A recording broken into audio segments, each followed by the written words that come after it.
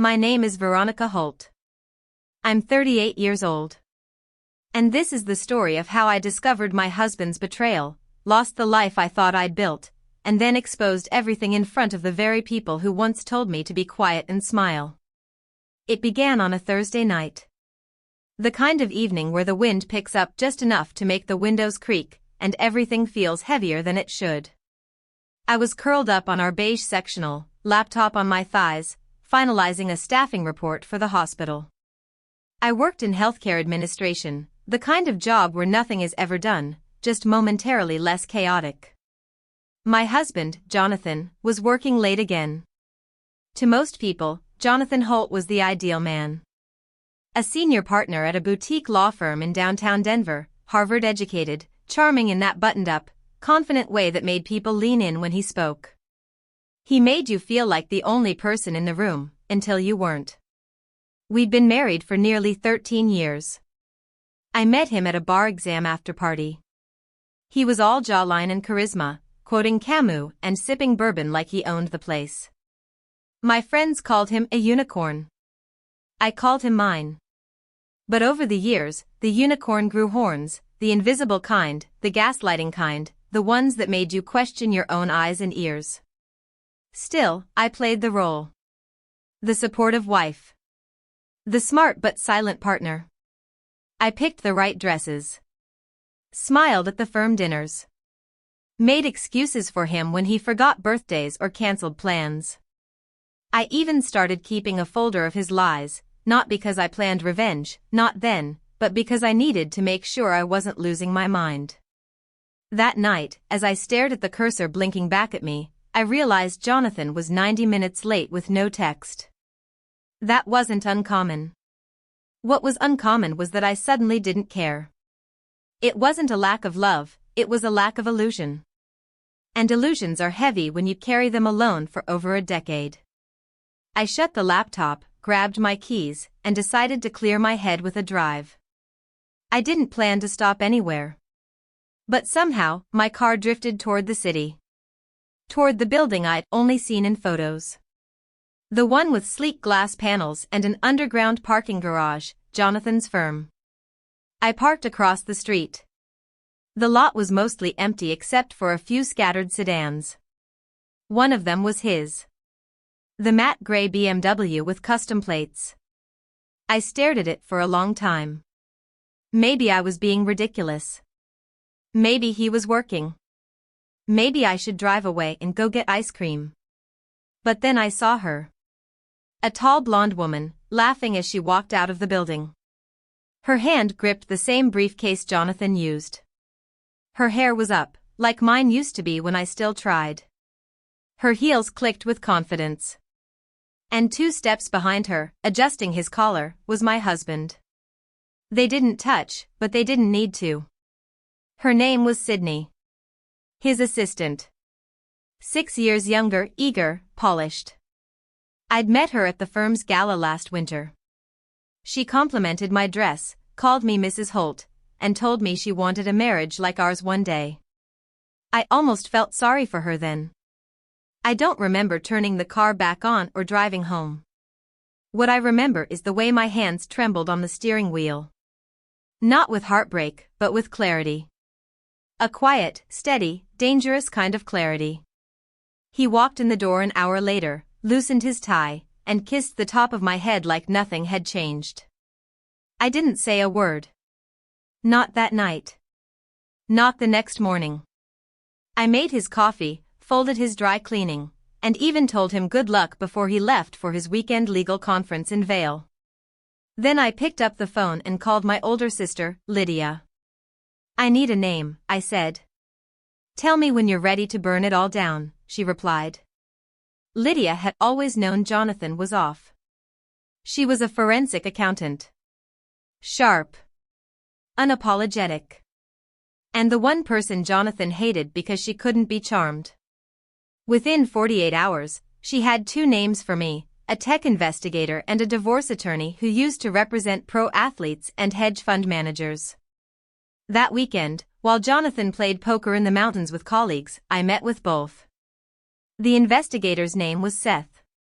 He had a baby face and a voice like a podcast narrator. He handed me a burner phone, showed me how to mirror Jonathan's devices, and told me to be patient. "You'll get one shot at this," he said. "Make it count." And I intended to. The following week, I resumed my role. Smiled at the right moments. Made reservations at his favorite steakhouse. Pretended not to notice that his cologne had changed. Pretended not to hear him murmuring someone else's name when he thought I was asleep. But every night, when he dozed off with his back turned to me, I transferred files. Call logs. Texts. Screenshots of messages about clearing funds and locking in the post-nup. Photos of Sydney in a bathrobe, in our guest room. I didn't cry. Not once. Instead, I crafted a plan. A meticulous, brutal, undeniable plan that would do more than expose the truth, it would make sure he never had the chance to rewrite it. And that plan? It would unfold over one single evening. One elegant, devastating dinner, with just one file. I spent the next 2 weeks becoming the version of Veronica that Jonathan had never seen. Not the agreeable wife or the smiling hostess.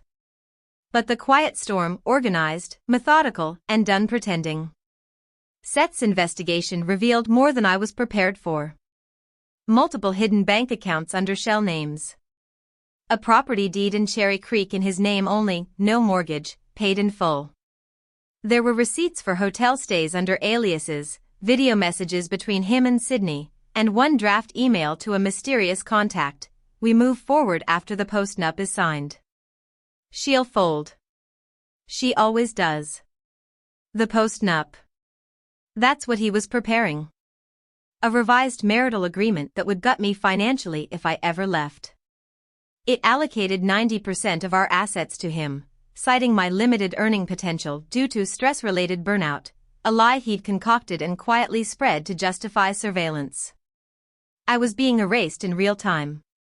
I showed everything to Lydia and our attorney, Blair Townsend. Blair had a resting expression that looked like she already knew how you'd screw up, and she didn't have time for it. When she read the file Jonathan had prepared, she simply said, "Oh, he's good. But he's not better than me."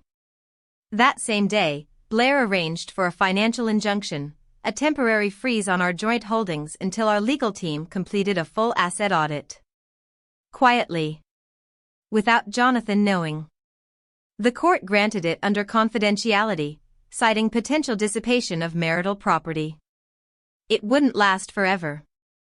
I had a 2-week window. And that's when I knew what I needed to do. I wasn't just going to confront Jonathan, I was going to make him unravel.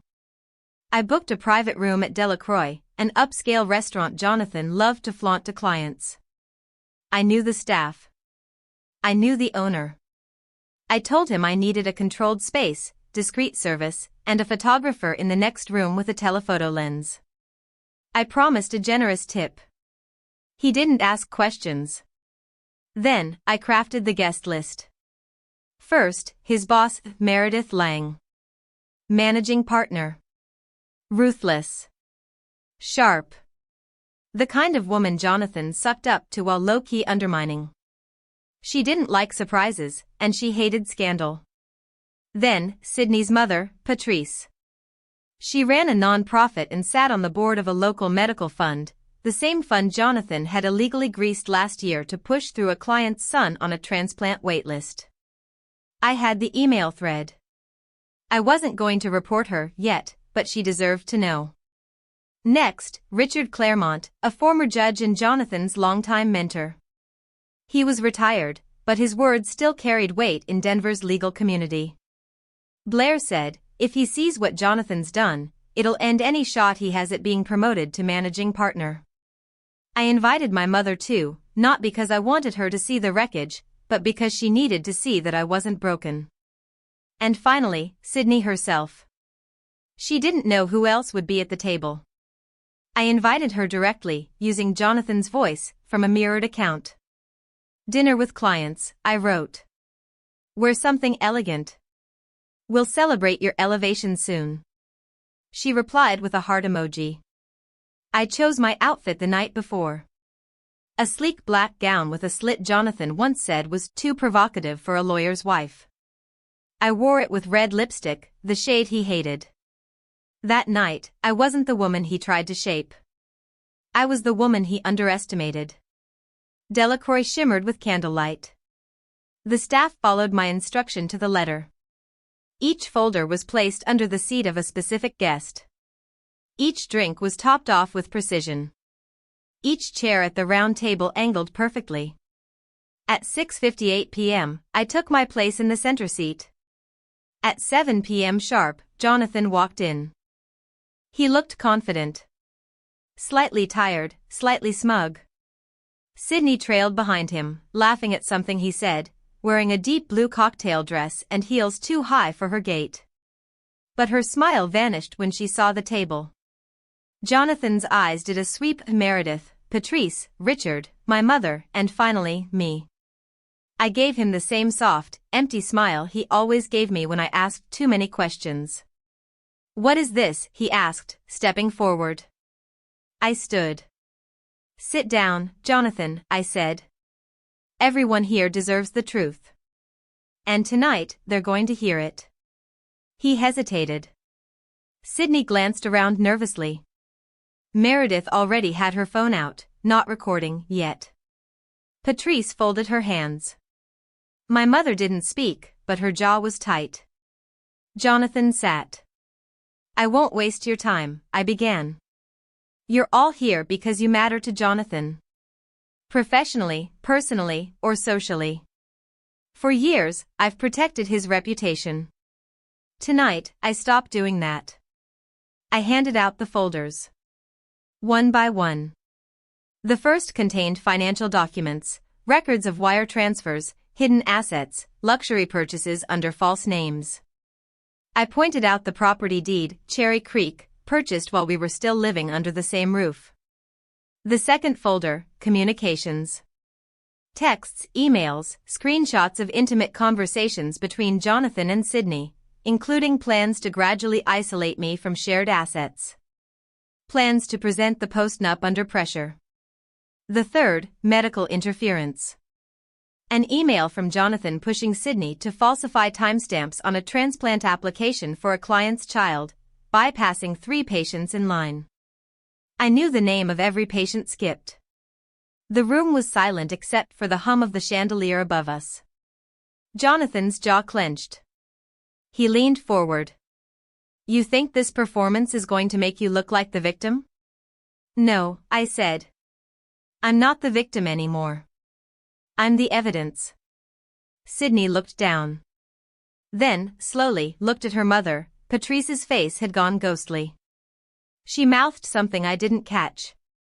Patrice stood, folder still in hand, and walked out without a word. Meredith, still seated, whispered, "Jonathan, is this real?" He said nothing. "I've already submitted a request for a forensic audit of the firm's discretionary funds," I added. "You used client billables to pay for hotel rooms. It'll show." Richard, the judge, let out a breath like a sigh of grief. "I vouched for you, Jonathan. I backed your promotion. That ends tonight." I turned to Sydney. "This isn't just about your affair. It's about professional misconduct. If I report this to the state bar, you could lose your license before your next birthday." Her hands trembled. I didn't know he. "You knew," I said, my voice cold. "But you thought I was disposable." Jonathan stood suddenly, knocking over his water. "This is insane. You set me up." "You." "No," I cut in. "You set yourself up." I just let the truth speak. Then I opened the final folder and slid it across to him. "These are my terms. Full financial disclosure. A fair 50-50 division of assets. Signed admission of infidelity. And withdrawal from the partner promotion process. Or everything goes public." He stared at me. I didn't blink. For a full minute, Jonathan didn't speak. He just stood there, breathing hard, jaw tight, face flushed red in that way he used to get when someone challenged him and he couldn't pivot fast enough. I remembered that expression. I'd seen it once during a client meeting years ago, the moment he realized someone else in the room was smarter than him. But this time, he couldn't hide behind contracts or smooth charm. The evidence was out, and the room wasn't a courtroom he could control, it was a reckoning. Finally, he lowered himself back into the chair, the legs scraping loudly against the hardwood. "You ambushed me," he muttered, eyes still locked on the documents. "I revealed you," I replied calmly. "There's a difference." Sydney sat frozen, her hands in her lap, eyes bouncing from the damning pages to her wine glass. She looked like she wanted to vanish into her seat. Her mother was gone. Her future, possibly gone with her. Meredith Lang was the first to break the silence. She cleared her throat and closed the folder with a definitive snap. "Veronica, I assume your attorney vetted these documents?" "She did," I said. "Blair Townsend. You know her, I believe." Meredith nodded grimly. "I do. She's a shark. Doesn't take cases unless she's sure of the win." Jonathan gave a bitter laugh. "Of course. You've been planning this." "Only since the moment I realized your love was a manipulation tactic and not a partnership," I said. "Only since I found spyware on my phone. Since I stopped blaming myself." Richard Claremont, the retired judge, folded his arms. "You used surveillance tech on your own wife, Jonathan," he asked quietly, his voice lined with both disbelief and disgust. Jonathan didn't respond. "I've seen some ugly divorce proceedings," Richard continued. "But I never imagined you'd cross into criminal territory. And trust me, this is criminal." He pushed the folder away from him like it was toxic. Jonathan looked like he was ready to explode, but he was cornered. The power had shifted. Everyone could feel it. I had arranged the dinner, but the truth, that was what was feeding the fire now. And Jonathan had built the matchbook himself. "I never meant for it to get this far," Sydney finally whispered. "He said it was just strategy." "Of course he did," I said. "He's good at that. Making betrayal sound like logic. Abuse sound like caution." She looked up at me, and for a moment there was something almost childlike in her expression. "I'm sorry. I didn't say, I forgive you. Because I didn't. And maybe never would." Instead, I stood, picked up my wine glass, and tapped the base gently on the table. "I'm not here for pity. I'm not here for revenge. I'm here to close a chapter that was written without my consent for too long. This marriage? It's over. But I'm not walking away empty-handed."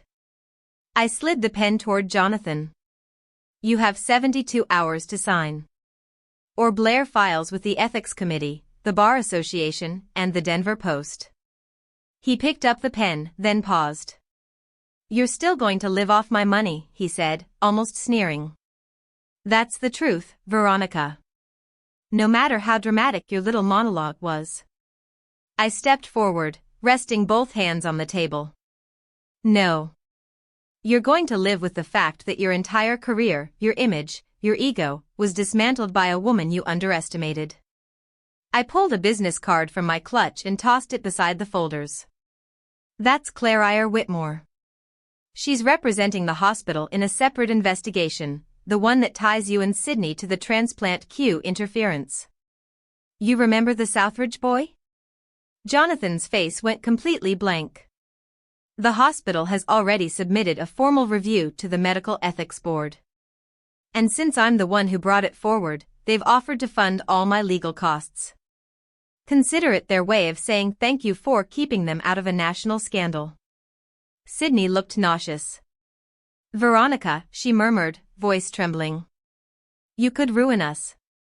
"I'm not ruining anyone," I replied. "I'm simply making the truth visible. Whatever happens next, that's up to your choices, not mine." Jonathan grabbed the glass of water in front of him, downed it in one gulp, and finally, looked like he understood what was happening. He wasn't losing a marriage. He was losing the ability to lie unchallenged. To control. To twist reality until it bent in his favor. That was the real loss.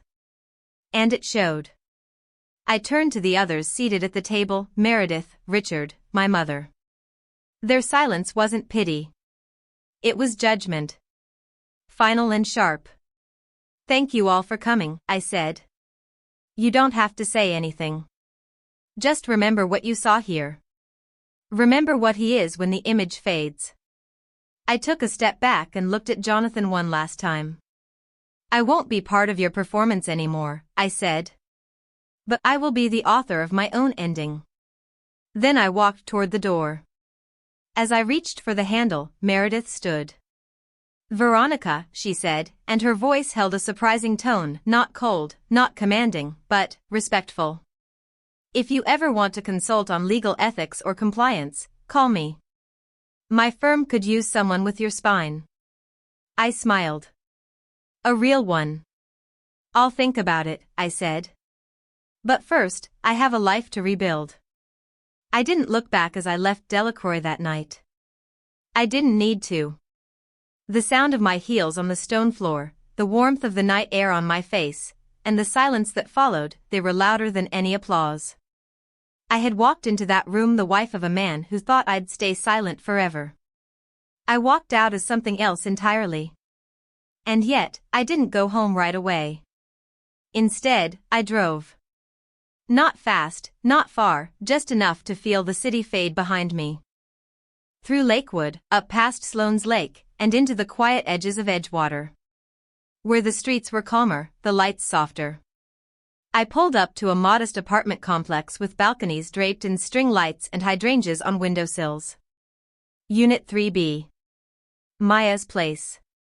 She opened the door before I even knocked, holding 2 glasses of red wine and wearing her "We Survived Worse" hoodie. Finn, her bulldog, wagged lazily from the couch. "So," she asked, handing me a glass. "It's done," I said, sinking into the cushions. Her eyes narrowed. "Define done. As in, he signed?" "No," I said. "Not yet. But he will. He knows now, the power's gone." Maya grinned. "You dropped the files?" "All of them. With witnesses." "And Sydney?" I sipped. She looked like a child caught stealing from a jewelry box. Her mother left mid-meal. The judge who mentored him disavowed him. And Meredith Lang might offer me a job. Maya raised her glass. To well-planned annihilation. I clinked mine against hers, then let the weight of it all settle. The documents, the speeches, the years of pretending, all finally exhaled. The next day, I met Blair at her office downtown. She had already received the first call from Jonathan's attorney.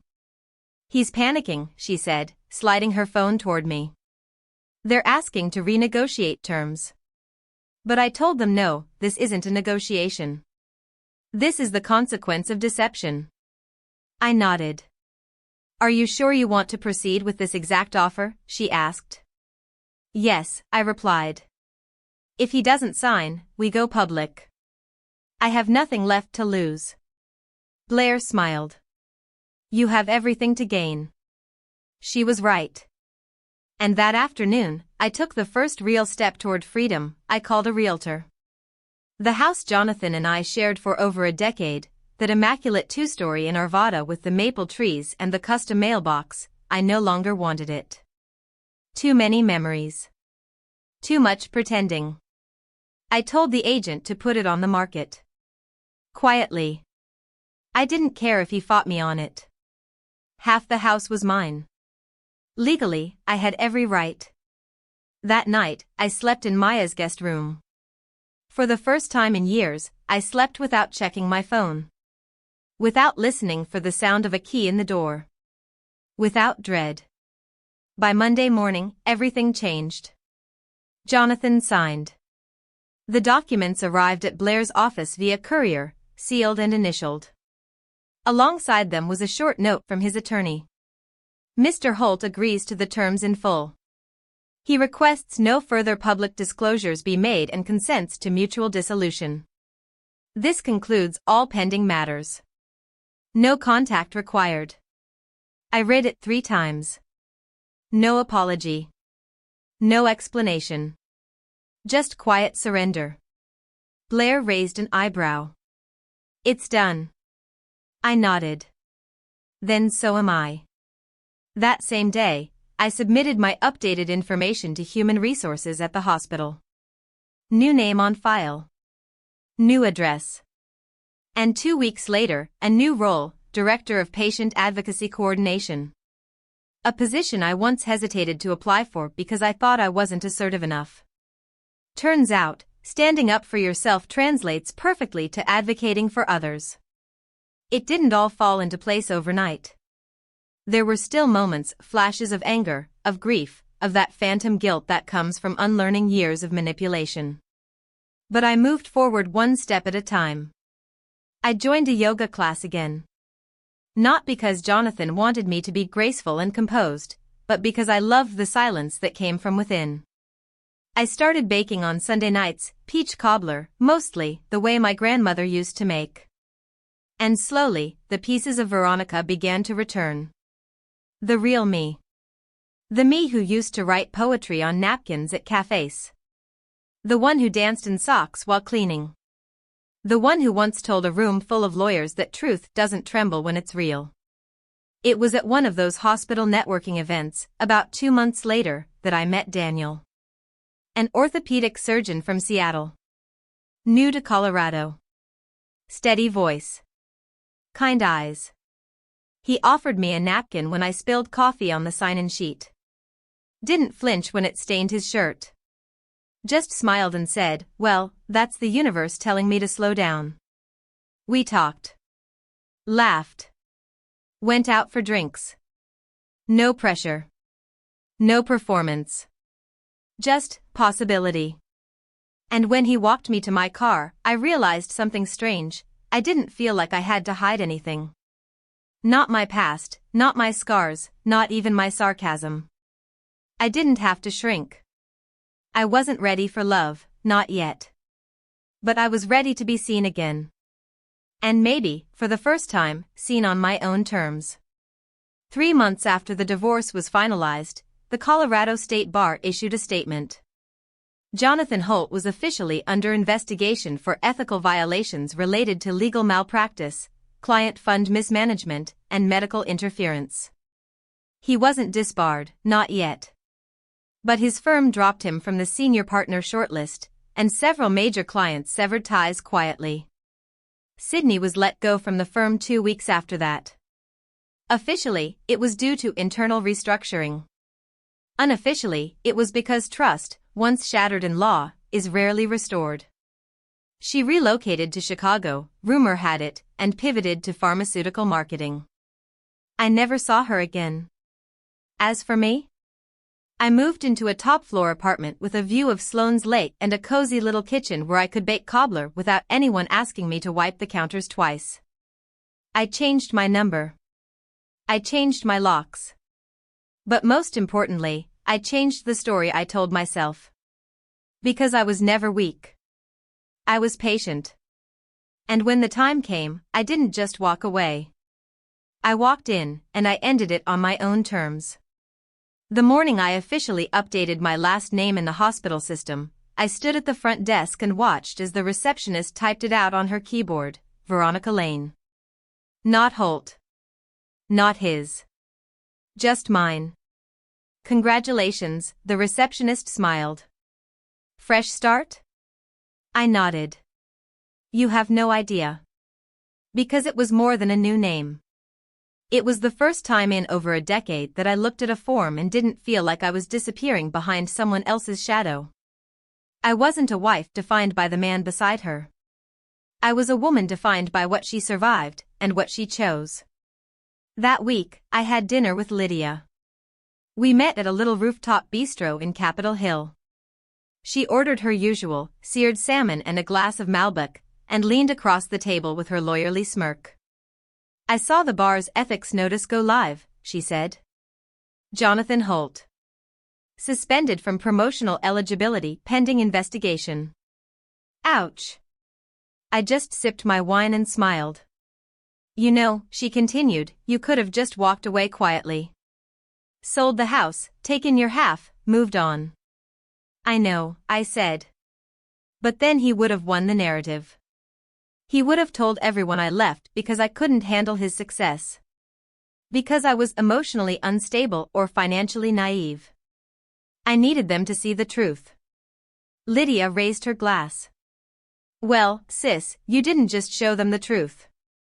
You printed it. Binded it. Delivered it in black folders with a side of filet mignon. We laughed. And for the first time in years, it wasn't forced. But there were still moments of fallout. The ripples of dismantling a lie that had lasted over a decade don't just disappear. They leave cracks, reminders. One came in the form of a voicemail. Jonathan. His voice was flat. Tired. I signed. You got what you wanted. But if you think this makes you noble or strong or whatever narrative you're telling yourself, just know, you destroyed more than you think. Goodbye, Veronica. I played it once. Then deleted it. Because it wasn't true. I hadn't destroyed anything. He had. I had just stopped protecting the wreckage. Later that month, I visited the Cherry Creek property, the secret house he bought. Legally, I now owned half. The realtor met me out front, keys in hand. Lovely home, she said. Vaulted ceilings, granite counters. Strange, though, it's completely empty. I stepped inside. It smelled of nothing. Not fresh paint, not old memories. Just space. Room that could have been filled with honesty, family, maybe even a future, if he hadn't squandered it trying to build a second life behind my back. I walked through each room in silence. In the upstairs bedroom, I found a forgotten tie, navy blue, gold pinstripe. I remembered buying it for him on our 7th anniversary. He said it made him look too soft. I left it on the floor and locked the door behind me. The property sold in 2 weeks. By now, the story had spread in the legal community. Quietly, but firmly. Jonathan Holt wasn't the rising star anymore. He was the man whose wife exposed everything over dinner. A whisper. A legend. Meredith Lang never spoke of it publicly, but a mutual contact told me she blocked him from all future internal firm nominations. Image liability, she called it. Sydney vanished from LinkedIn. Her old pages now led to blank profiles. I didn't feel joy in that, not exactly. But I did feel peace. Justice doesn't always roar. Sometimes, it's just a door closing. And mine had finally closed. But new ones were opening. That fall, I stood in front of the hospital's leadership team and pitched a new patient advocacy initiative.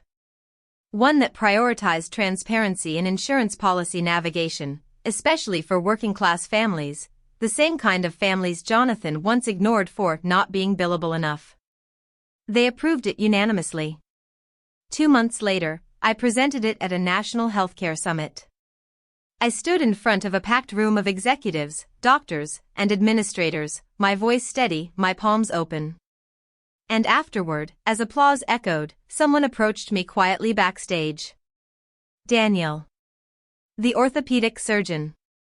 He wore that same easy smile, like nothing in the world could rush him. I didn't know you'd be presenting, he said. I didn't either, I replied. But I guess I got tired of waiting for permission to speak. He chuckled. Want to grab coffee? We walked 2 blocks to a quiet little cafe that smelled like cinnamon and fresh bread. Talked about hospital reforms, the best local pizza spots, and his move from Seattle. No big declarations. No fast forwarding. Just breathing. And that night, as he dropped me off at my apartment, he asked, "So what do you call this chapter of your life?" I thought for a second. Clarity, I said. Not freedom. Not revenge. Just clarity. Seeing things exactly as they are. And choosing better. He smiled. That's a good name. We didn't kiss. We didn't rush. He just stood there for a moment, watching me walk up to my door. And I realized something. For the first time in over a decade, I didn't dread someone watching me. Because I wasn't performing anymore. I was just me. The holidays came quietly that year, just the way I wanted. No elaborate table settings. No forced smiles for Jonathan's firm friends. No conversations whispered under breath about how lucky I was to have such a successful husband. This time, it was different. Maya and I hosted a small dinner on her balcony overlooking Sloane's Lake. Lydia brought her infamous three-cheese lasagna, and Finn the bulldog wore a little red bow tie that made everyone laugh. We toasted to fresh starts, to found family, and to finally breathing without asking permission. It was the first time in 14 years I didn't feel like I was trying to prove anything. And then, 1 week before New Year's, a letter arrived. It wasn't handwritten. It wasn't emotional. It was from the Colorado Bar Association, a formal update. Jonathan Holt's license had not been revoked, but he had been officially censured for breach of ethical conduct regarding financial manipulation, inappropriate influence in a medical ethics case, and misuse of surveillance on a civilian without consent. The censure meant he'd be flagged in every future case review. The damage to his reputation was done. Included in the envelope was a copy of the public notice they were required to publish. I read it once. Then folded it carefully and slid it into a box I kept in my closet. The one marked closure. Because revenge isn't always fire and fury. Sometimes, it's paperwork and policy. The last time I saw Jonathan was at the courthouse, nearly 11 months to the day after that dinner. He wore a dark gray suit, the same color he used to say looked commanding. But it hung differently now, heavier, tired. Like it didn't belong to him anymore. He didn't speak when he saw me. Just nodded. Signed the final batch of property transfer forms. And walked out alone. I stayed behind. The clerk handed me a slim folder and said, "You're all set, Ms. Lane." Ms. Lane. There it was again, the name I chose. The life I built. Piece by piece. Outside, the wind swept through the trees lining Jefferson County Courthouse, and I stood for a moment at the top of the steps. Not in celebration. Not even in triumph. Just in stillness. Then I walked to my car and didn't look back. That spring, I moved into a new apartment. 3rd floor. Big windows. A balcony where I could see the sun rising over the lake. I hung a wind chime by the door and planted white roses in a pot beside it, my mother's favorite. I started attending community board meetings, volunteering with a local women's legal defense nonprofit, and even taught a few workshops on navigating medical billing systems. And every month, on the last Saturday, Maya and I kept our tradition. Dinner at a restaurant Jonathan once said was too flashy for a lawyer's wife. We sat in the best seats. Ordered what we wanted. And toasted to the small victories, like finally using the good plates, or saying no without guilt, or sleeping through the night. One evening, as we were leaving a new bistro in Low-High, Maya stopped on the sidewalk and said, "You know, you look different now." Different how? I asked. Like, no one owns your breath anymore. I smiled. That's because no one does. Then something unexpected happened. I got an invitation. A quiet one, not through work, not through friends. It came through a woman named Erin Wallace, a hospital administrator in Boulder. She'd heard about my advocacy work and wanted me to speak at a private women's legal retreat, survivors, lawyers, public figures, all women who'd endured and come out stronger. The theme? Reclaiming the narrative. I hesitated at first. Not because I was afraid, but because I wasn't sure if I was ready to speak my story out loud. Not in fragments. Not in whispers. But in full. But something told me it was time. The retreat was held in a restored barn-turned-conference hall, lit with chandeliers and warmth. Women from across the state sat in a circle. And when it was my turn, I stood in front of them with no notes. "My name is Veronica Lane," I began. "For 13 years, I was married to a man who convinced me I was safer in silence. That control was protection. That shrinking myself was love." I paused. No tears. Just strength. And then one day, I realized I wasn't afraid of being alone. I was afraid of never being seen. I told them about the dinner. About the files. About how I didn't scream or slam doors, I just spoke. Calm. Clear. Undeniable. And when I finished, the silence wasn't heavy. It was holy. Afterward, a woman approached me. Mid-40s, gray streak in her hair, eyes fierce. "I wish I'd heard you speak 10 years ago," she said. I touched her hand gently. "You're hearing it now. That's enough. Because that's the thing about reclaiming your life. You don't do it once. You do it every day. With every choice. With every breath. With every truth." And as I walked back to my car that evening, my keys in one hand, my voice no longer trembling in my chest, I thought about the final words I'd said at that dinner so many months ago. "This is the last time I'll ever leave a room under your control." And I had meant every word. The day I truly knew I was free didn't come with a dramatic letter, or a courtroom battle, or even another confrontation. It came on a random Thursday.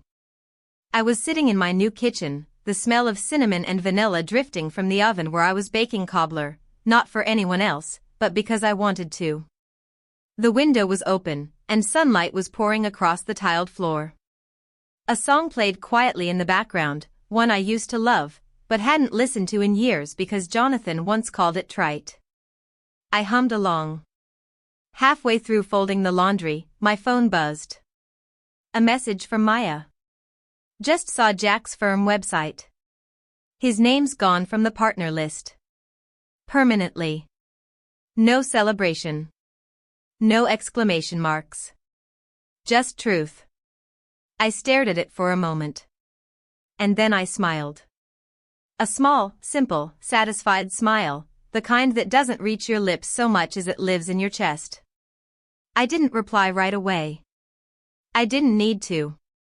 The world had already moved on, and so had I. Later that night, as I sat on my balcony wrapped in a light sweater, a breeze tugging gently at the edge of a book I was reading, Daniel called. "Are you free Saturday?" he asked. "There's a jazz quartet playing near Wash Park." "Only if we're sitting on the grass and eating overpriced food truck sushi," I teased. He laughed. "Deal." I didn't think love would come again, not after what I endured. But Daniel never asked me to be smaller. He never spoke over me. He didn't treat my history like baggage, but like proof of the kind of strength you can't fake. He once told me, "Your silence says more than most people's speeches." But I wasn't silent anymore. Not when I spoke to patients about their rights. Not when I taught young women how to read their contracts. Not when I opened my mouth and called things by their real names, not mistakes, not oversights, but betrayal, theft, control, abuse.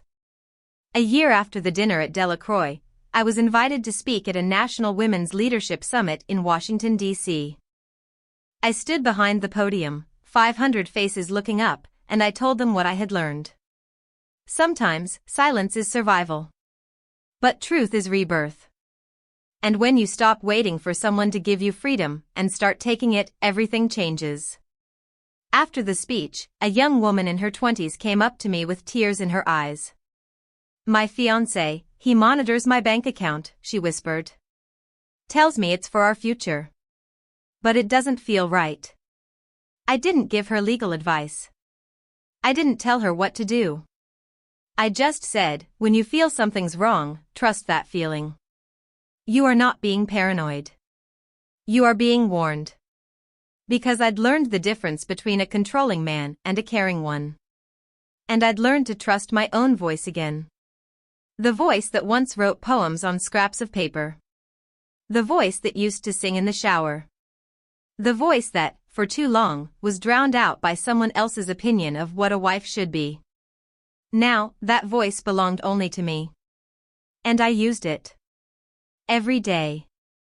A few months later, I got a package in the mail. No return address.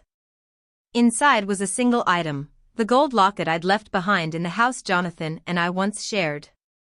Inside it was a photo of my mother and a tiny scrap of my wedding veil.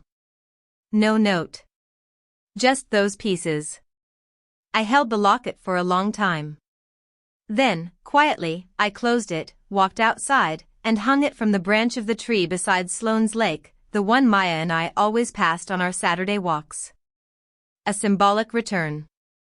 Not of love lost, but of self-reclaimed. I don't know if Jonathan sent it. I don't need to.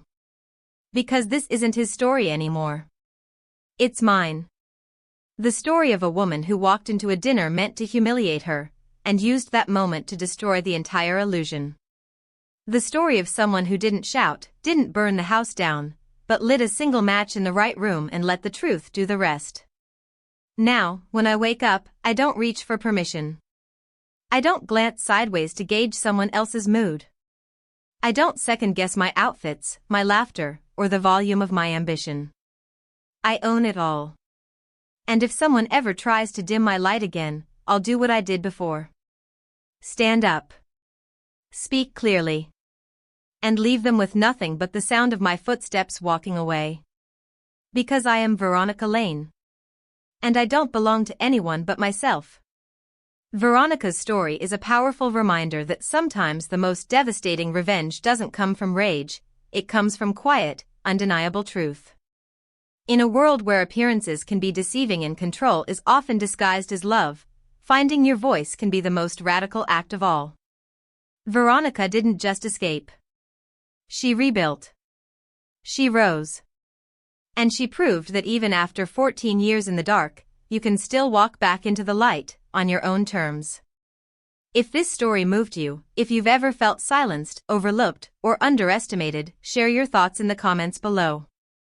And don't forget to subscribe to Revenge Echoes for more stories that prove justice doesn't always need a gavel, sometimes, it just needs a woman who finally says enough.